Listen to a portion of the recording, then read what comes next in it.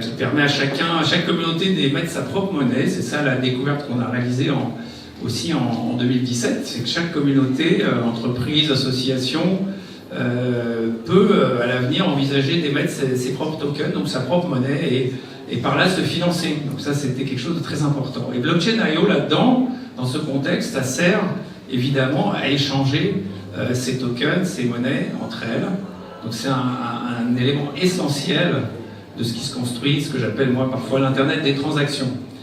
Internet des transactions, donc c'est ce qu'on a connu auparavant avec d'autres types de données, avec l'information au sens large, avec le web, et puis la voix sur IP aussi, c'était un peu le même genre de transformation. Et ce qu'on observe aujourd'hui, donc c'est les transactions qui migrent sur Internet, qui quittent les réseaux spécialisés des banques et qui vont donc commencer à se diffuser dans l'économie à travers Internet, donc dans des conditions évidemment économiques différentes, avec des barrières à l'entrée qui ont disparu. C'est tout ça l'Internet Transaction. Donc Blockchain.io, là-dedans, c'est une pièce du puzzle. C'est ce qu'on appelle un exchange, un crypto-exchange, donc ce qui permet à ces réseaux de coexister, de passer de l'un à l'autre. Alors quand on a démarré Bitcoin, enfin plutôt Premium en 2011, on a parfois été taxé de maximaliste parce qu'on avait tendance à penser à l'époque qu'il n'y aurait que Bitcoin qui allait finalement connaître le succès. Puis il y a eu Litecoin en 2011 aussi, donc déjà la première altcoin. Et depuis, on a pu observer que finalement ces autres monnaies étaient viables, qu'il y avait des vraies communautés qui se formaient autour d'elles. Je pense notamment à Ethereum, évidemment, qui a permis de lancer des ICO l'année dernière. Donc aujourd'hui, on ne peut plus être maximaliste au sens de penser que Bitcoin seulement est viable. Non, il y a beaucoup d'autres coins qui sont viables, sans doute pas tous ceux qu'on voit aujourd'hui dans la nature, mais il y en a beaucoup. Donc le Blockchain.io, ça permettra à tous ces coins de coexister, comme je le disais, à tous ces tokens aussi d'être liquides, parce que le principal intérêt des tokens d'entreprise aussi, c'est la liquidité par rapport à la mécanique des actions qu'on a connue auparavant. Donc tout ça, c'est ce phénomène dont nous sommes à la fois les témoins et les acteurs ici, dans cette pièce.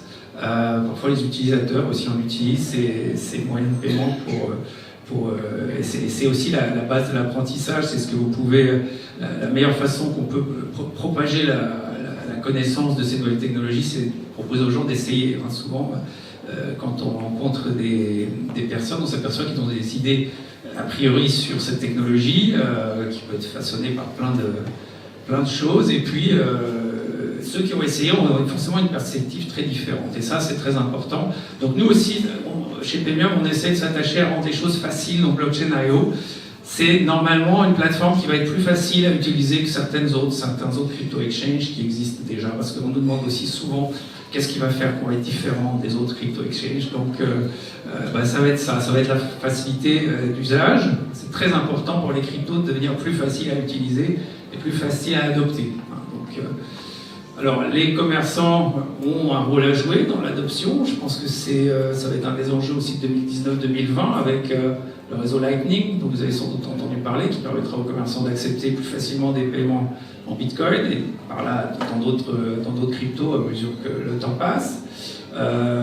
Mais les entreprises, en émettant des tokens aussi, je pense, vont faire beaucoup pour l'adoption des cryptos. Parce que quand une entreprise va faire son ICO, va émettre, comme je disais, sa propre monnaie, ses tokens, et bien, ça veut dire que tous les employés, tous les investisseurs de cette entreprise vont avoir cette connaissance, cette expérience et vont finalement se dire oui, après tout, les cryptos, c'est une forme de monnaie qui est tout à fait viable et utile. Voilà. Donc c'est ça vraiment, tout ça qui nous fait qu'on croit vraiment très fort au futur de la crypto, que le développement de la plateforme ne fait que commencer. Le développement des cryptos en général est très émergent, ça reste le tout début de l'aventure. Donc nous sommes tous dans cette pièce des pionniers quelque part. Et encore une fois, je vous en remercie. Je remercie l'équipe technique, en particulier de Premium, qui permet à cette plateforme d'exister, donc qui sera en ligne demain. Aujourd'hui, on était encore en train de la tester, donc en suivi de cette soirée, vous recevrez un lien vous-même pour l'essayer, puisqu'elle tourne maintenant, cette plateforme, moins d'un mois après la conclusion de notre ICO. Donc ça aussi, c'est une victoire à mettre au crédit notamment de l'équipe technique. L'équipe marketing aussi de Premium, qui a fait un super boulot sur dans un contexte de marché difficile, on a réussi à faire une ICO qui a fonctionné. Maintenant, on a un token qui existe, qui va être liquide grâce à la plateforme, et donc c'est un outil de financement pour le futur. Même si les montants levés en 2018 ne sont pas exactement ceux qui étaient levés en 2017, on a largement de quoi se développer pour les années qui viennent.